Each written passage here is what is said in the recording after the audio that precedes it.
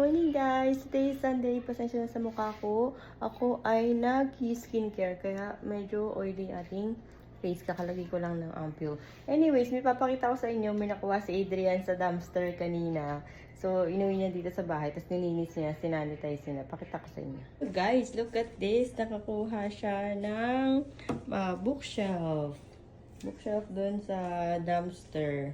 So, nilinis na yan, sinanitize niya na para sobrang linis talaga. But wala naman siyang dumi, wala siyang stain, wala siyang chips or anything.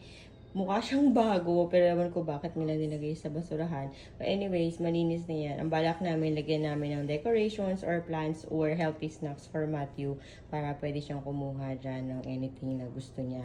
Pero dapat healthy snacks. So, tingin nyo, anong okay na pwede ilagay dyan? Nandito lang siya sa katabi ng ating coffee area.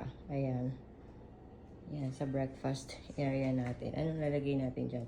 Maganda ba kung plants or decorations? Or okay ba yung idea ko na healthy snacks for Matthew?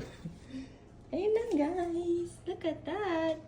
Walang kadumi-dumi. Walang ka-stain-stain. Walang ka-chips-chips. Walang anything.